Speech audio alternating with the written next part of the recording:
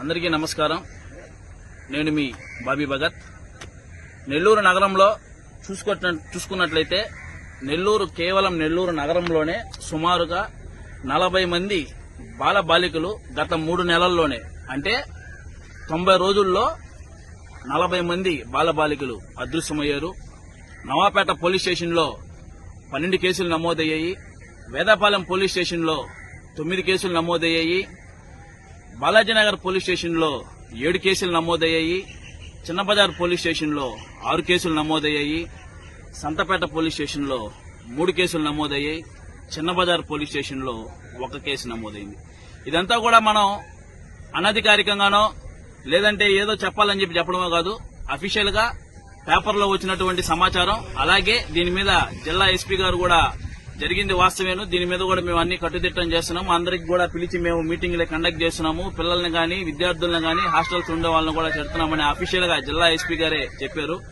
ఈ సందర్భంగా మేము చెప్పేది ఏంటంటే, తల్లిదండ్రులు కావచ్చు, పిల్లల మీద ఎప్పుడు కూడా పక్క విద్యార్థితో ఎప్పుడైతే పోలుస్తారో, ఆ విద్యార్థి బాగా చదువుతున్నాడు, ఈ విద్యార్థి బాగా చదవట్లేదు, లేదు ఆ విద్యార్థి బాగున్నాడు, నువ్వు ఇలా ఉన్నావని ఎప్పుడైతే మనం పక్కింటి బిడ్డతో మనం పోలుస్తామో అప్పుడే మీ బిడ్డ యొక్క మనసు అనేది మార్చడం, బాధ పెట్టడం, రకరకాల కారణాలు ఉండొచ్చు. ఎందుకంటే ఒక మిస్సింగ్ జరిగినా లేదు ఇంకోటి ఏదైనా జరిగినా కూడా ఇక్కడ నష్టపోయేది ఏ ఒక్క అధికారి నష్టపోడు, ఏ ఒక్క నాయకుడు నష్టపోయేది మీరే. ఎందుకంటే మీ బిడ్డ కాబట్టి.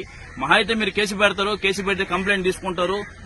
కంప్లైంట్ లో కూడా ఈ 40 లో కూడా చాలా వరకు గంటల వ్యవధిలోనే చాలా మందిని పట్టుకున్నారు, కొంతమందిని రోజుల వ్యవధిలో పట్టుకున్నారు. ఈ రోజుల వ్యవధిలో కావచ్చు, గంటల వ్యవధిలో కావచ్చు, మీ బిడ్డకి ఏది జరిగినా సరే ఎవరైతే మళ్లీ తిరిగి తీసుకురాలేని పరిస్థితి. కాబట్టి తల్లిదండ్రులకి ముఖ్యంగా వాళ్ళకి శ్రద్ధ ఉండాలా మీ బిడ్డల మీద. ఏడకెళ్తున్నారు, ఏడకు వస్తున్నారు, మనం తిడితే వాళ్ళ మైండ్ సెట్ ఏంది, ఎందుకంటే మీరు పెంపకం, మీరు పెంచే బిడ్డ, మీ ఆ ఒక మైండ్ సెట్ ఎలా ఉంటుంది అనేది దాని మీద శ్రద్ధ పెట్టాలా.